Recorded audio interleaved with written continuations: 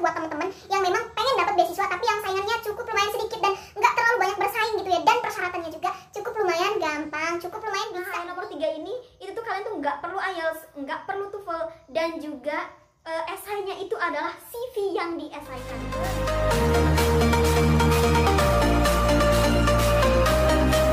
Assalamualaikum warahmatullahi wabarakatuh. Welcome back to my channel Duelove. Semoga Duelover semua sehat dan bahagia selalu. Amin ya Allah ya Rabbal Alamin. Nah teman-teman, di video kali ini aku akan berbagi tentang 5 list beasiswa yang jarang banget orang tahu. Ini tuh beasiswa luar negeri ya teman-teman ya.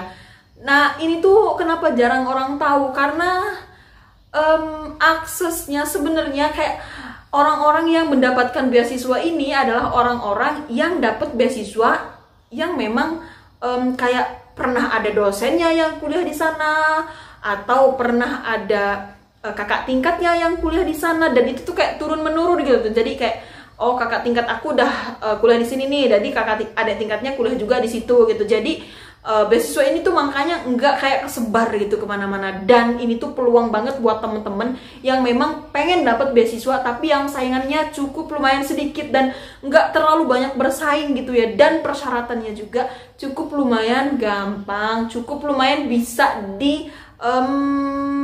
dilengkapi lah teman-teman. Apalagi yang nomor, bentar aku cari dulu, nomor 3. Nah, yang nomor 3 ini, itu tuh kalian tuh nggak perlu IELTS, nggak perlu TOEFL, dan juga esainya itu adalah CV yang diesaikan. Pokoknya bisa banget lah kalian coba, dan ini tuh masih ada waktu, karena ditutupnya itu pada tanggal 30 April. Sekarang tuh masih tanggal 19, masih punya waktu banget. Kalau teman-teman mau misalkan kayak esainya dicek, atau misalkan kayak gini ya, kita tuh sebenarnya kalau bikin esai, bentar, keringetan. Jadi kita kayak misalkan bikin esai nih, kan menurut aku nih udah bagus nih, pokoknya strukturnya, grammarnya, susunan katanya, habis itu apalagi kontennya, konteksnya udah bagus, udah oke, udah kece, pokoknya udah sempurna lah, perfect banget. But ketika dibaca oleh orang lain, we don't know, kita tuh nggak tahu apa sebenarnya teks kita ini seperti apa menurut persepsi orang lain, menurut perspektif orang lain gitu. Jadi menurut aku, kalau kalian sudah bikin esai, bikin motivation letter, kemudian kayak bikin surat rekomendasi atau recommendation letter, kalian itu lebih baik, betternya itu kayak orang lain itu ada yang ngecekin gitu. Jadi kayak ada temen nih pinter bahasa Inggris, atau bisa bahasa Inggris, atau dosen kalian, atau temen, atau saudara, kakak, adik, siapapun itu, ya udah minta cekin gitu, kayak udah perfect banget menurut kalian, perfect banget. But ketika dibaca sama orang lain ternyata banyak banget yang salahnya, mulai dari konteks, grammarnya, kurang titik komanya, punctuationnya, dan lain-lain. Jadi teman-teman, kalau misalkan teman-teman itu mau esainya itu aku bacain, kayak minta koreksiin gitu ya, cuman baca sekilas menurut pendapat aku, boleh kalian itu DM aku di Instagram cbb.indonesia, karena itu aku pegang juga, dan aku tuh punya Instagram pribadi, but unfortunately aku tuh jarang banget untuk buka Instagram pribadi aku gitu. Jadi boleh ke Instagram komunitas aja, cbb.indonesia, boleh DM, kemudian kalian kasih tahu bahwa kalian itu adalah dari tahu apa ya, akun ini dari YouTube Duelove gitu, biar nanti bisa diarahkan sama tim-tim yang lain itu ke aku gitu ya teman-teman. Oke, kita langsung aja 5 list beasiswa ini, dan ini tuh rata-rata fully funded, dan ini tuh kece banget fasilitas-fasilitasnya yang ditawarkan oleh beasiswa-beasiswa ini. Nah, beasiswa apa aja sih sebenarnya? Yuk, mari kita. Yang pertama itu ada Eric Blooming Fund Scholarship for master degree. Jadi ini tuh beasiswa untuk S2 ya teman-teman ya. Kemudian University of Groningen, ini tuh kayak nama beasiswanya adalah Eric Blooming Fund Scholarship. Nah ini tuh nama beasiswanya. Kemudian nama universitasnya itu Universitas of Groningen. Itu tuh ya, universitas itu University of Groningen, kemudian menawarkan beasiswa dari Eric Blooming Fund scholarship untuk mahasiswa jenjang S2 yang berasal dari negara luar dari Uni Eropa atau UE. Kemudian termasuk itu adalah Indonesia. University of Groningen adalah salah satu kampus terbaik di Belanda. Jadi itu kayak beasiswa Belanda. Selain beasiswa Tulip ya teman-teman ya, Tulip aku tuh yakin banget bahwa all people gitu ya know tentang beasiswa Tulip. Siapa yang nggak tahu beasiswa Tulip ya teman-teman ya, tahu ya. Nah ini ada beasiswa yang memang nggak tahu, bukan nggak tahu sih, nggak familiar lah intinya ya di kalangan scholarship hunters. Itu adalah Erik Blooming Scholarship. Di sini aku kasih tahu cakupan biayanya, yaitu biaya kuliah, akses asuransi kesehatan, kemudian biaya penerbangan, PP, kemudian ada tunjangan bulanan dan buku. Ini udah coverage ya teman-teman ya, udah fully funded ya teman-teman. Apalagi udah ada accommodationnya, kemudian biaya kuliah, biaya buku dan bulanan, itu udah menurut aku sih udah more than enough gitu teman-teman. Kalau untuk flat di sana maybe bisa dari uang bulanan kalian gitu ya, atau kalian juga bisa kayak ngajuin ke pemerintah yang ada di Indonesia. Misalkan kalian tuh berasal dari daerah misalkan Lampung, nah kalian tuh bisa minta ajuin kayak gini ya, kayak minta ajuin tuh kayak untuk settle di sana, karena kalian juga kan punya proposal nih, proposal yang kalian tuh yang menyatakan bahwa kalian tuh diterima di salah satu kampus dengan beasiswa ini, tapi nggak di cover itu adalah flatnya, misalnya flat itu kayak kosannya. Nah kalian tuh bisa minta biayanya dari pemerintah kita gitu. Jadi mereka tuh biasanya itu tuh ngasih gitu ya. Jadi itu aku kasih tahu aja ya caranya teman-teman. Kayak aku kemarin tuh sebenarnya waktu aku ke India tuh bisa aja aku tuh minta apa ya, biaya akomodasi itu dari pemerintah dari Lampung, but unfortunately again aku tuh enggak banget tahu tentang sistem-sistem yang seperti itu. Pokoknya pas aku dapat beasiswa udah, aku tuh ya udah gitu, enggak kesana, enggak kesini, ngajuin proposal ini itu. Sebenarnya kayak bisa sebenarnya, tapi aku tidak melakukannya. Dan ini aku kasih tahu sama teman-teman semua, kalau misalkan teman-teman yang memang enggak di cover akomodasinya atau juga enggak di cover flatnya kayak tadi itu, boleh ajuin ke pemerintah yang ada di Indonesia tuh. Kemudian itu ada syarat-syaratnya, yaitu ini syarat-syarat untuk beasiswa ini ya, bukan untuk ke pemerintah tadi, yaitu memiliki LOE unconditional dari Universitas of Groningen. Jadi kalian tuh harus mendaftar dulu ke universitas dari Groningen itu sendiri. Kemudian setelah dapat LOE-nya, nanti ada tes dan lain sebagainya di sana, ikutin persyaratan-persyaratannya, baru kalian nanti bisa daftar di beasiswa Erik Blooming Fund Scholarship.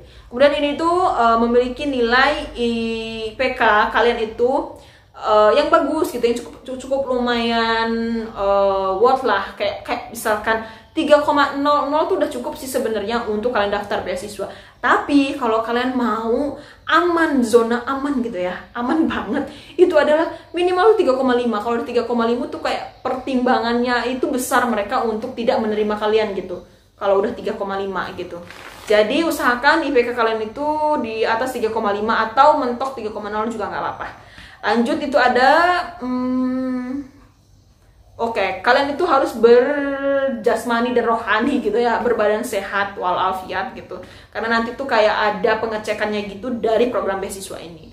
Itu tadi yang pertama, yaitu beasiswa dari Belanda. Yang kedua, yaitu ada Latvian State Scholarship. Nah, Latvian ini adalah beasiswa yang tersedia untuk seluruh universitas di Latvia loh. Nah, jadi di Latvia ini tuh ada beberapa universitas kayak kita mungkin LPDP ya. Jadi LPDP ini mencakup semua universitas, hampir seluruh universitas yang ada di Indonesia. Jadi kalau kalian itu memang mau daftar di universitas yang ada di Indonesia, itu bisa kemudian mendaftarkan diri untuk mendapatkan beasiswa di LPDP. Nah, kayak ginilah cara-caranya kira-kira ya.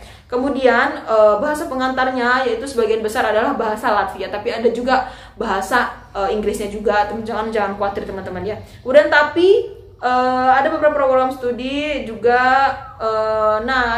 Ini kasih tahu beberapa program studi juga, itu ada yang bahasa Inggris ya, tadi aku kasih tahu ya. Kemudian cakupan biaya nih, biaya kuliah penuh full ya, biaya kuliahnya nggak parsial. Kemudian juga ada biaya akomodasi, PP biasanya pulang pergi. Kemudian uang saku bulanan S1 dan S2 itu sekitar 500 euro.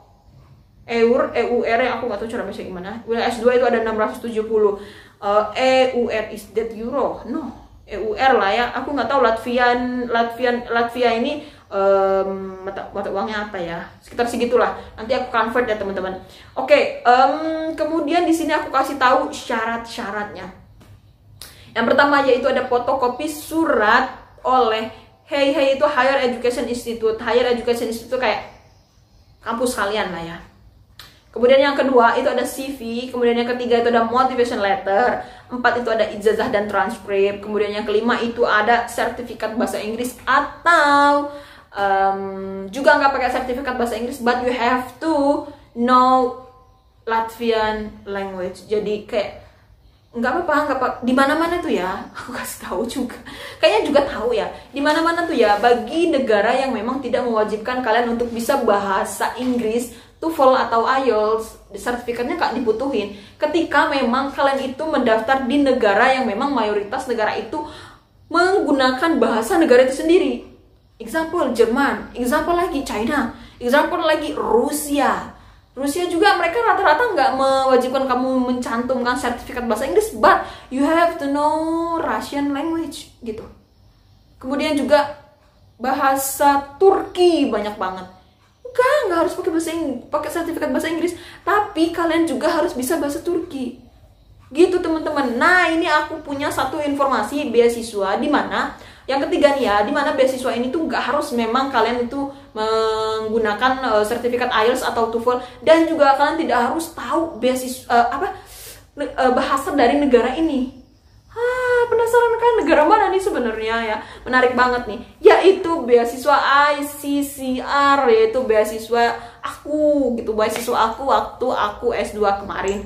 Nah, aku tuh dapat beasiswa ICCR. Kalau di zaman aku dulu, aku memang harus melampirkan sertifikat TOEFL, but TOEFL-nya itu bisa TOEFL prediction. Tapi aku dulu pernah tes TOEFL PBT itu di Jakarta dan di salah satu kampus yang ada di Lampung. Jadi teman-teman, beasiswa ini tuh cukup bergengsi ya bagi orang-orang yang memang tinggal di India. Jadi kalau aku dulu tuh bilang gini, kamu beasiswa apa ya? Ditanya sama orang India asli ya, lokal di sana. Kamu tuh dapat beasiswa apa sih? ICCR. Wow, ICCR kayak mungkin cukup lumayan bergengsi ya bagi mereka ya beasiswa ICCR ini, dan memang cukup lumayan bergengsi teman-teman karena ini tuh fully funded ya teman-teman, semuanya di cover kecuali ini aku kasih tahu kecualinya, yaitu biaya akomodasi pergi dan pulang nanti gitu. Tapi teman-teman, satu tadi aku udah kasih tahu bahwa kalian itu bisa mengajukan ke pemerintah yang ada di negara, yang ada di daerah kamu gitu, provinsi ataupun kabupaten gitu, bisa mengajukan itu gitu untuk meminta biaya, minta dana gitu.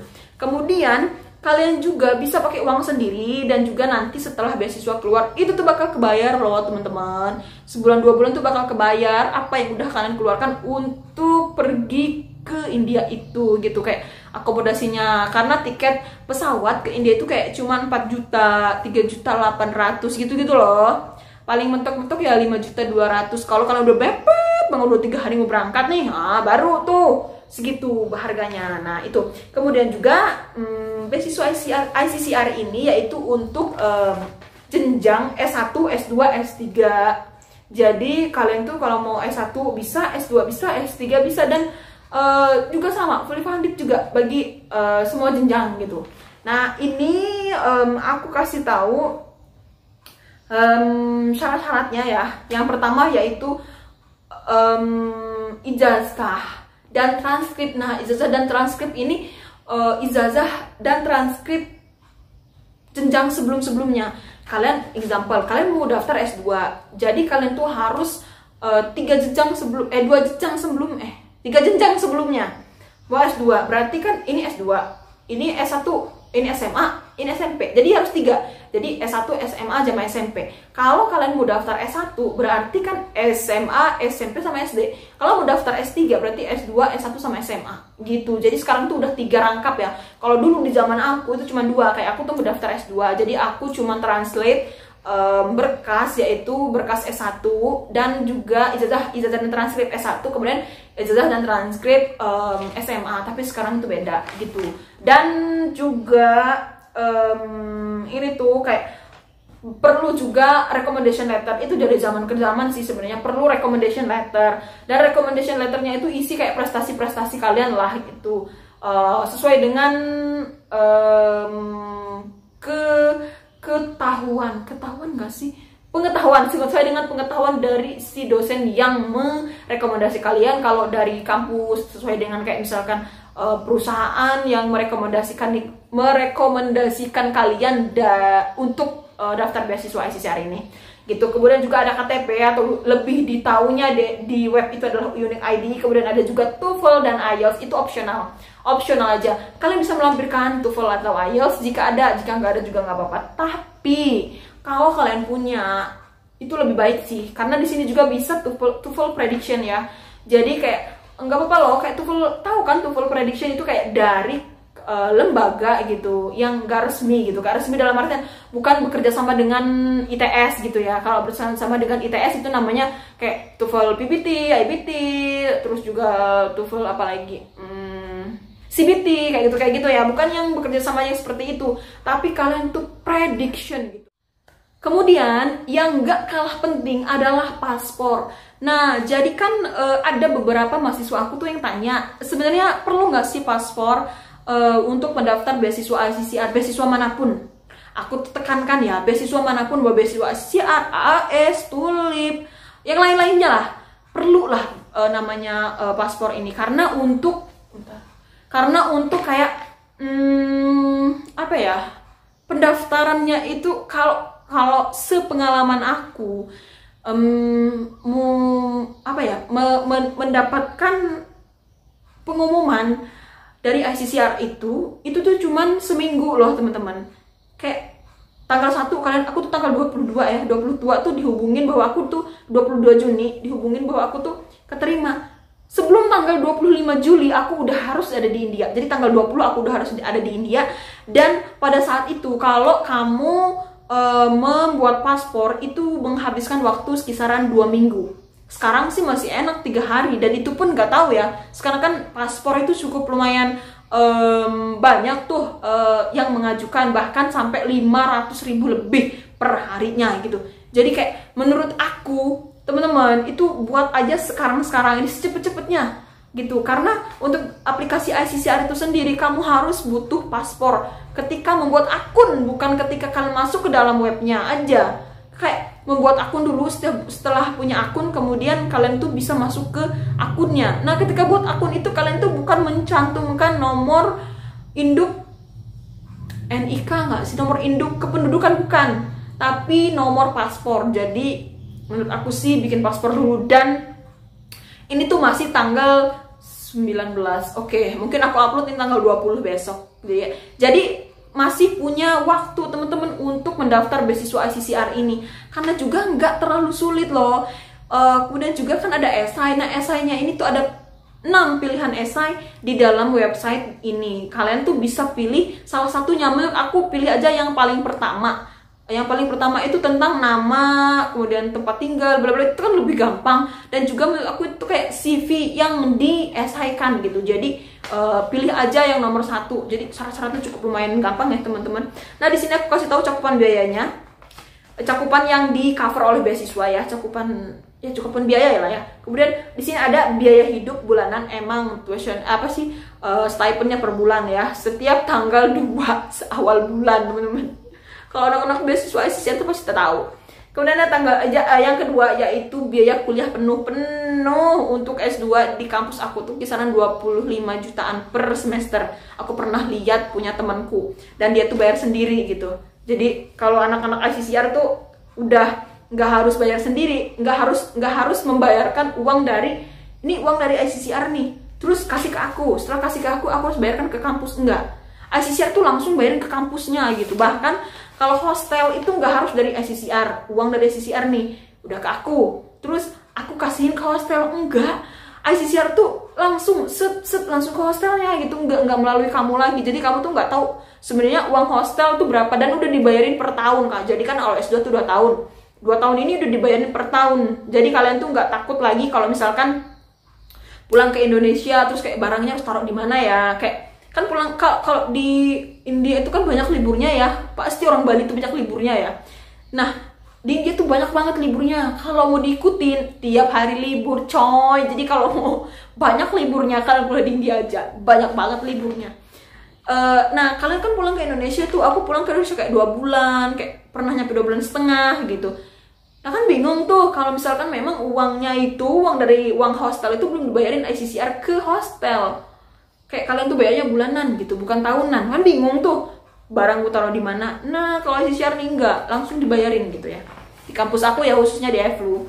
Nah kemudian juga ada uang buku. Ini kan uang hostel, dari uang buku. Uang buku ini dibayar, dikasih per akhir tahun kayak Desember gitu, tanggal-tanggal 25-an lah.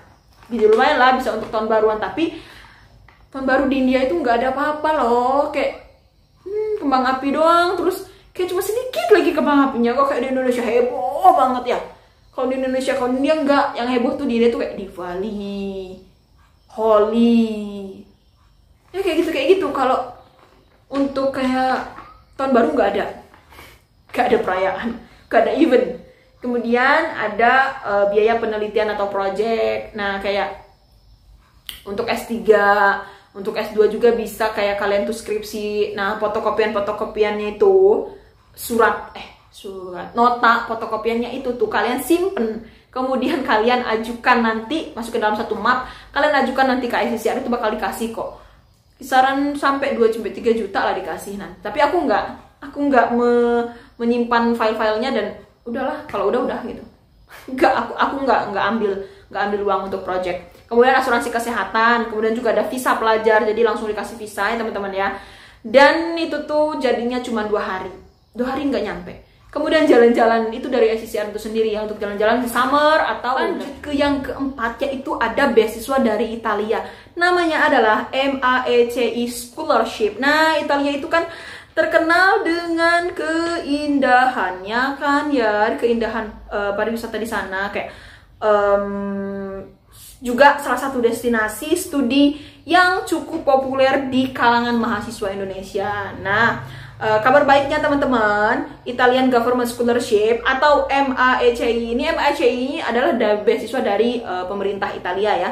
Nah ini menawarkan untuk beasiswa jenjang S1, S2, S3 dan fully funded. Jadi jangan ragu lagi untuk mendaftar karena itu fully funded ya teman-teman.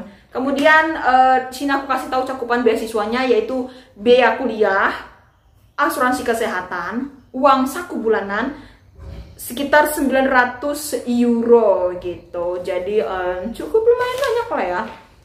Syarat-syaratnya yaitu ada pelamar untuk magister dalam program seni. Ini kayak nggak ada syarat khusus ya teman-teman, cuman nggak boleh umurnya lebih.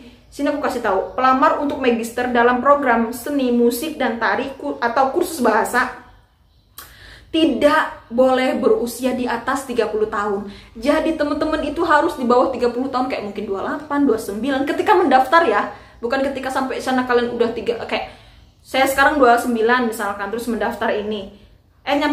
Nyampe sana nanti 30. Enggak, kayak ini tuh ketika mendaftar aja, kalian nggak boleh lebih dari 30. Kemudian pelamar PhD tidak lebih dari 30 tahun. Bentar. Pelamar magister tidak boleh lebih dari 28 tahun. Pelamar PhD tidak boleh lebih dari 30 tahun. Kemudian research tidak boleh lebih dari 40 tahun. Kemudian persyaratan selanjutnya itu CV, transkrip, ijazah, surat rekomendasi, dan sertifikat bahasa gitu. Sertifikat bahasa maksudnya ini kayak TOEFL atau IELTS gitu. Jadi ini cukup lumayan bergensi lah. Lanjut ke yang kelima, yaitu ada Shanghai Government Scholarship. Nah ini tuh beasiswa dari pemerintah Cina untuk kamu yang ingin berkuliah, melanjutkan kuliah ya, lanjut ke jenjang S1, S2 dan S3. Oke banget ya kuliah di Cina. Ada 34 kampus yang bisa kamu apply di sini gitu. Aku nggak sebutin kampusnya apa aja, boleh kalian buka website dari scholarship ini, Shanghai Government Scholarship. Pasti di situ ada kayak list beasiswa apa aja, list kampus mana aja yang bisa kalian apply gitu untuk mendapatkan beasiswa ini. Nah beasiswa ini mengcover apa aja? Uang kuliah, akomodasi, uang saku bulanan, dan asuransi kesehatan. Ini cukup lumayan. cuman nggak ada beasiswa uang kosan ya, atau uang hostel atau uang flat. Syarat-syaratnya itu sertifikat HSK untuk program kuliah bahasa Cina. Kemudian juga ada sertifikat bahasa untuk kuliah untuk jurusan bahasa lain gitu kan, untuk jurusan lain gitu. Sertifikat bahasa ini bahasa Inggris ya.